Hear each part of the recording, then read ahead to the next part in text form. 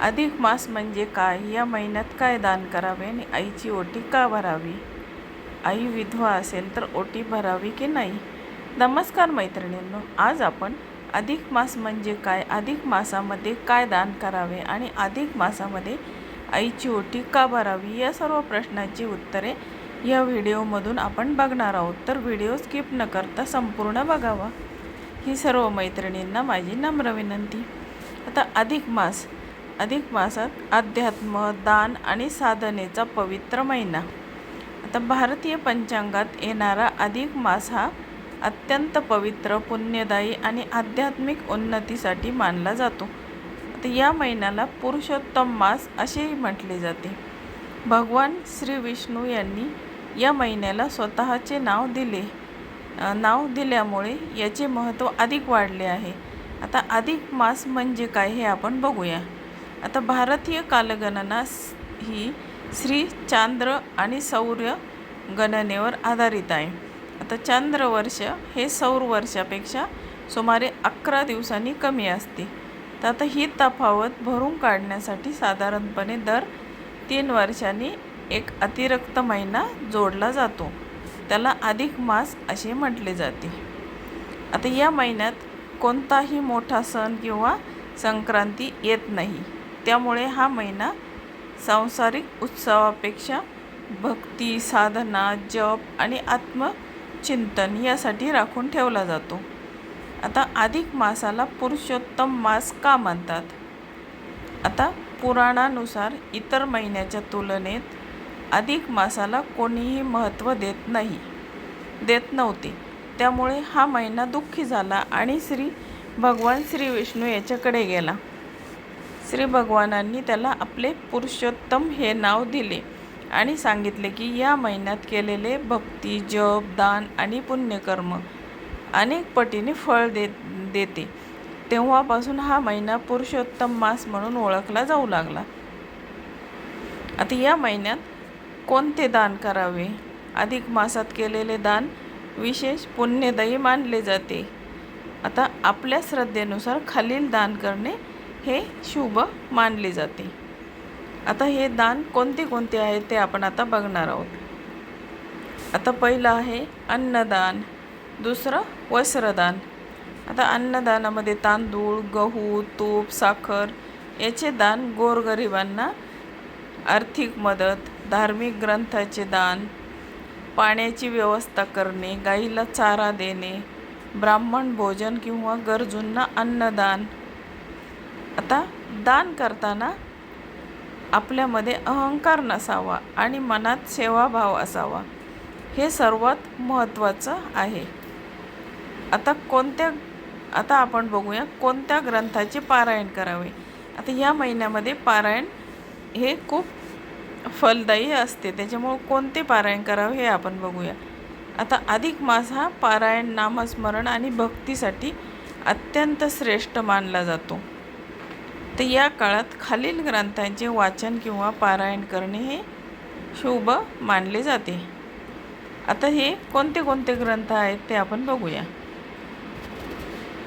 आता पहिला आहे श्रीमद भगवत पारायण, श्रीमद भागवत वाचन, भगवद्गीता, श्रीमद भागवत वाचन, रामरक्षा स्तोत्र पठन, विष्णू सहस्रनाम जप, हरिनाम स्मरण, ओम नमो भगवते वासुदेवाय मंत्र जप. या महिन्यात दररोज थोडा वेळ ध्यान, प्रार्थना, सत्संगासाठी दिल्यास मन शांत व प्रसन्न राहते. आता या ग्रंथाचे पारायण करावे. भगवद्गीता, श्रीमद भागवत, रामरक्षा, विष्णू सहस्रनाम यांचे पारायण करावे. आता अधिक मासाला शुभ कार्य का करत नाहीत? आता भारतीय परंपरेनुसार विवाह, गृहप्रवेश, मुंज, नवीन व्यवसायाची सुरुवात यासारखी शुभ कार्य अधिक मासात टाळली जातात. यामागील मुख्य कारण म्हणजे हा महिना भौतिक सुखापेक्षा आध्यात्मिक साधनेसाठी राखून ठेवलेला आहे. आता हा काळ आत्मपरीक्षण, संयम, भक्ती आणि ईश्वर चिंतनासाठी योग्य मानला जातो. त्यामुळे सांसारिक उत्सवाऐवजी साधना आणि पुण्यकर्माला प्राधान्य दिले जाते. तथापि देवपूजा, जप, दान, व्रत आणि धार्मिक कार्य करण्यास हा महिना अत्यंत शुभ मानला जातो. आता अधिक मासाचा संदेश. आता अधिक मास आपल्याला सांगतो की जीवनात केवळ धन, यश आणि उत्सव महत्त्वाचे नाहीत, तर मानवी शुद्धी, ईश्वरी भक्ती, दया आणि सेवा यांनाही तितकेच महत्त्व आहे. आता हा महिना म्हणजे आत्मशांती, सत्कर्म, भक्तीचा सुंदर उत्सव आहे. श्रद्धा आणि विश्वासाने केलेली साधना मनाला नवी ऊर्जा आणि सकारात्मकता देते. आता दान, जप, तप आणि भक्ती यांनी अधिक मास पवित्र बनतो आणि मनातील अहंकार दूर करून जीवनातले नवे तेज मिळते. आता आपण वरच्या लेखामध्ये बघितलं आहे की अधिक मास म्हणजे काय, त्यानंतर काय दान करावे, कशाची पारायण करावे, हे आपण सर्व आत्ता बघितलेलं आहे. आता आपण बघणार आहोत की अधिक मासामध्ये आईची ओटी का भरतात आणि आई विधवा असेल तर ओटी भरावी की नाही. अधिक मासात केलेले दान आणि सेवा इतर महिन्याच्या तुलनेने अधिक फलदायी मानले जाते.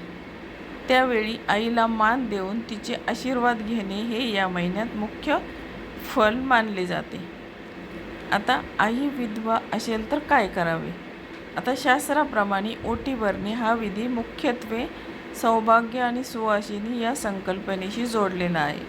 मात्र जर आई विधवा असेल तर तिला डावलण्याची किंवा विधी टाळण्याची अजिबात गरज नाही. बदलत्या काळानुसार आणि भक्तिभावाचा विचार करता तुम्ही खालील गोष्टी आपल्या आईसाठी करू शकता. आता पहिली गोष्ट कोणती आहे तर मान सन्मान आणि भेटवस्तू. आता ओटीऐवजी आपल्याला ओटी आईची भरता येत नसेल तर तिचा मान सन्मान आणि भेटवस्तू. जर तुम्हाला शास्त्रोक्त पद्धतीने ओटी भरता येत नसेल तर आईचा सन्मान करण्यासाठी तिला वाण द्यावे. त्यामध्ये पुढील गोष्टीचा समावेश असू शकतो. आपण जे वाण देतो त्यामध्ये खालील गोष्टी आहेत. त्यामध्ये पहिली आहे वस्त्रदान. आईला आवडेल अशा रंगाची साडी किंवा कापड भेट द्यावे.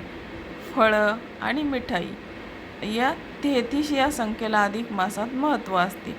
तर तुम्ही 33 फळे, 33 अनारसे, बत्ताशे आईला भेट देऊ शकता. आता जीवनावश्यक वस्तू. आईला ज्या वस्तूंची गरज आहे, उदाहरणार्थ धार्मिक पुस्तके, चष्मा आणि आरोग्यविषयक वस्तू, ती देऊन तिचा आईचा आशीर्वाद घ्यावा. आता पहिल्या याच्यात आपण बघितलं की वस्त्रदान. आता दुसरंमध्ये पाहूया पाद्यपूजा. म्हणजे ओटी भरण्यापेक्षाही श्रेष्ठ मार्ग म्हणजे आईची पाद्यपूजा करणे. आईच्या चरणावर पाणी घालून तिला नमस्कार करावा आणि नवीन वस्त्र भेट द्यावे. हे कोणत्याही विधीपेक्षा मोठे मानले जाते. आणि आता तिसऱ्या याच्यामध्ये 33 वस्तूंचे दान. आता आईच्या हस्ते किंवा आईला स्वतःला 33 वस्तूंचे दान करावे. तुम्हाला आईच्या हस्ते आपण 33 वस्तू दान करू शकतो किंवा आईला पण त्या देऊ शकतो. आता यामध्ये काय काय येतं. दीपदान करणे अत्यंत महत्त्वाचे मानले जाते. तुम्ही आईला एखादा धातूचा दिवा भेट देऊ शकता. आता चौथ्या भागामध्ये पाहूया सेवा आणि सुख समाधान. खऱ्या अर्थाने अधिक मास साजरा करायचा असेल तर आईला मानसिक समाधान मिळेल असे कार्य करा. तिला एखाद्या तीर्थक्षेत्री नेणे किंवा तिच्या आवडत्या पदार्थ खाऊ घालणे हे देखील मोठ्या पुण्याचे काम आहे. आता 5व्या याच्यात बघूया महत्त्वाचा विचार. आता अध्यात्म सांगते की भाव तेथे देव. आई विधवा असली तरी ती तुमची जन्मदात्री आहे. विधीमधील तांत्रिक बाबींपेक्षा तुमच्या मनातील भाव हा अत्यंत महत्त्वाचा आहे. आता तुम्ही साधेपणाने आईला नमस्कार करून तिला नवीन वस्त्र आणि फळे अर्पण केले तरीही पण चालतात.